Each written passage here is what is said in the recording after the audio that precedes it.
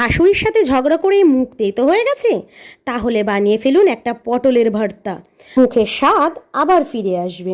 প্রথমে আপনার রাগের মতো জলটাকে টকবক করে ফুটিয়ে নিন, তারপরে পটলের ছাল ছাড়িয়ে আপনার শাশুড়ি মনে করে ওই জলের মধ্যে দিয়ে দিন।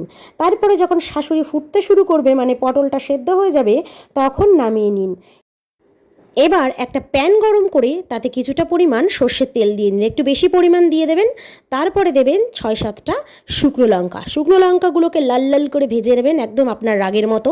তারপর একটা বড় সাইজের পেঁয়াজ, 6-7টা রসুনের কোয়া আর 6-7টা কাঁচা লঙ্কাকে একটু সতে করে নিন।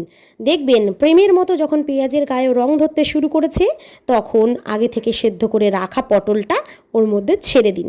তারপরে কিছুক্ষণ একটু ভাজা ভাজা করে নেবেন। এরপর অ্যাড করুন 100 গ্রাম মতো ভালো করে খোসা ছাড়িয়ে রাখা চিংড়ি মাছ। চিংড়ি মাছটা অপশনাল, থাকলে দেবেন, না থাকলে দেবেন না, স্বাদের খুব একটা ডিফারেন্স হবে না।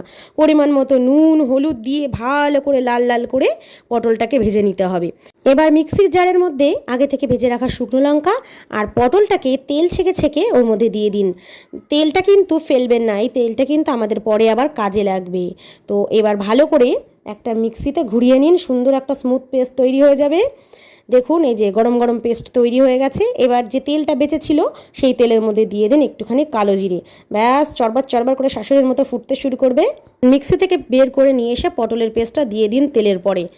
এবার ঝাঁকানাকা করে ভালো করে অনেকক্ষণ ধরে কষাতে থাকুন। কষাতে কষাতে যখন দেখবেন একেবারে রঙটা চেঞ্জ হয়ে গেছে, বেশ এরকম ভর্তা টাইপের হয়ে গেছে, কড়াই থেকে উঠে উঠে চলে আসছে, ব্যাস নামিয়ে ফেলুন আর গরম গরম ভাতের সাথে খেয়ে নিন। রাগ একেবারে গলে জল হয়ে যাবে। আর হ্যাঁ, শাশুড়িকেও কিন্তু 1 চামচ দিতে ভুলবেন না, দেখবেন সপ্তাহখানেক চুপচাপ থাকবে। এত সুন্দর পটলের ভর্তা বলে কথা। আর হ্যাঁ, রেসিপিটা কেমন লাগলো অবশ্যই একটা কমেন্ট করে জানাবেন। ভালো লাগলে আমার চ্যানেলটাকে কিন্তু সাবস্ক্রাইব করে দেবেন। পটলের সব রেসিপি ট্রাই করা হয়ে গেছে গাইস, শুধু এখন পটল তোলাটাই বাকি।